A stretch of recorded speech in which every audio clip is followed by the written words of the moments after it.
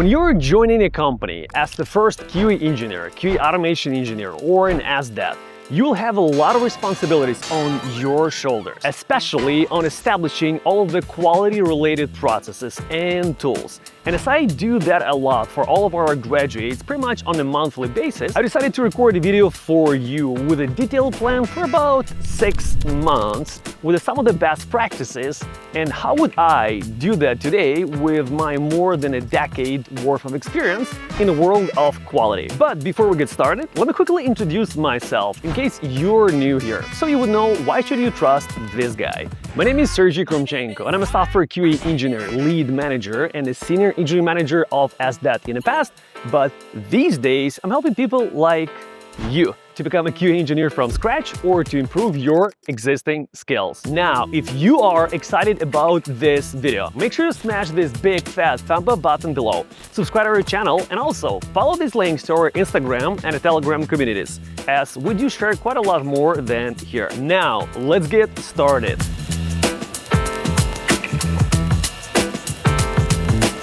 We are almost there. Let me just quickly share the most important thing that you should always remember. When you join a company, you're going to be learning a lot, implementing a lot, doing a lot. That's all awesome. But make sure to write down all of the metrics before you start making changes.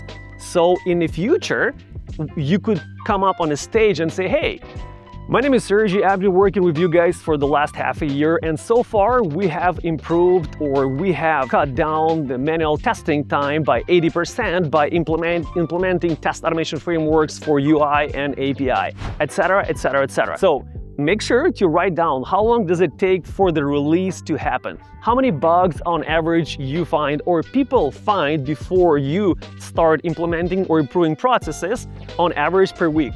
Write down those metrics, and now let's get started. Day 1, you have just joined a company, and there are 2 ways to go. Way 1, possibly the company already has onboarding process and you will simply follow it. You will go through the videos, articles, meetings, whatever they assign to you. That's a route number 1. It doesn't usually happen in the world of startups because everyone is busy and they have no time to do things or plan out things for someone else. So very likely you will have to do things on your own. And here's what I would do in the same way or in a similar way I've done it 13 years ago when I got started in the world of QA. Week 1, part 1. Analyzing requirements. When you're gonna get to the office for the first time, you're gonna be hyper excited, everyone's gonna be talking, sharing something, asking questions. Let's calm down first and make sure that you ask for requirements about the application. So you could watch videos, you could read articles, news, whatever they have, so you could analyze and understand the application. The entire product, there might be multiple apps, it's up to you. But first of all is analyzing requirements. Week 1, part 2, syncing with stakeholders to build relationships. You are joining a team. You, let's imagine, read all the requirements, watched the videos, you kind of understood the app. You might have played with it a little bit. Now it's a time to talk to someone and take it to the next level because you've learned something, you have your own view at the application, right? Now you want to ask people, how do they see the app? How do they see the roadmap for the application? How do they see the roadmap and the best coding practices, best development practices, what is being used? So you should set up meetings with product owners, with developers, even with CTO to understand everyone's points of view at the application and the product itself. But you might ask, what do I ask them about? What do I talk about, right? So number 1, ask about a tech stack. Number 2, ask about the release processes. Number 3, ask about the pain points that the team is currently facing, and you could think how you could potentially help them out. You're a first QA hire. You need to buy in because in the future, developer might think of a QA as an overhead, and I don't want you to set those expectations. I want you to set collaborative initiatives and expectations from developers, so every one of them would think about QA team as a part of the larger team who's helping to release high-quality product faster, not slowing down the process and just yucking around. Week 1, part 3.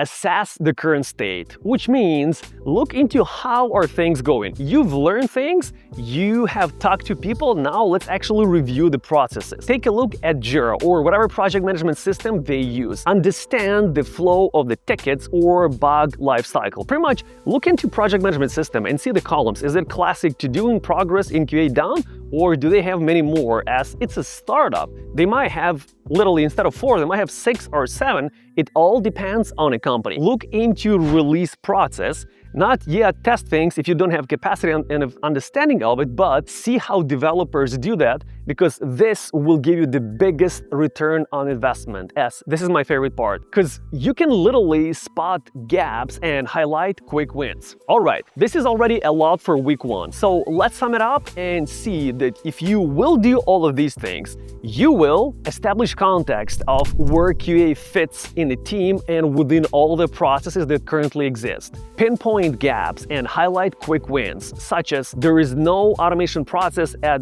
all and product owners or product managers are doing manual testing on a daily basis, and you can automate that within a week or so. And number 3, you can create a baseline report after the first week and kind of show everyone what's missing and how you could improve things and how could you free up the time of the team members. And by the way, some of our subscribers did ask me to help them to improve their English, as the majority of us were not born in the US or in English-speaking countries. So especially for you guys, I did open up a new YouTube channel called Sergey Speaks, and you can find a link for it right below this video. Let's continue.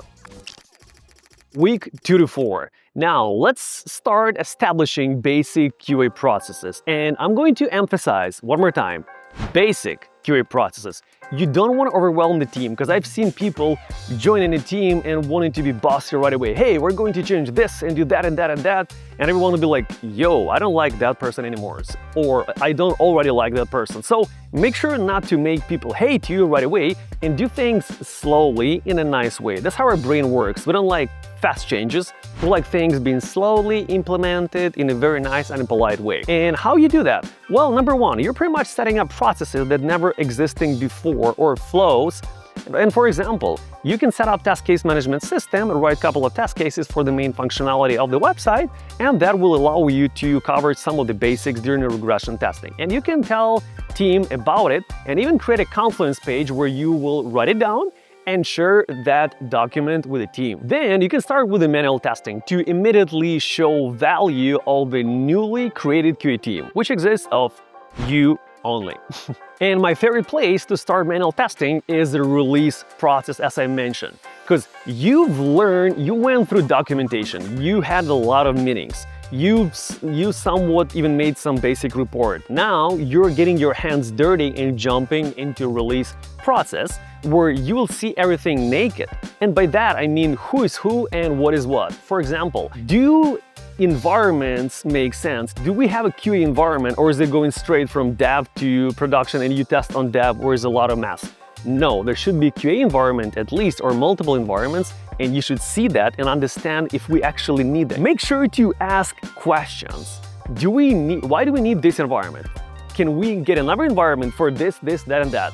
You will show quite a lot of value by simply asking questions, but let's roll back a little bit. We're back to manual testing. By jumping into release process, you also going to improve your knowledge of the actual application, because you read about it, you've talked to people, now you're going to spend quite a lot of time on actually touching the app and playing with the app. And that's where you're going to understand what is the most flaky, what is the most user-friendly and not errors of the application.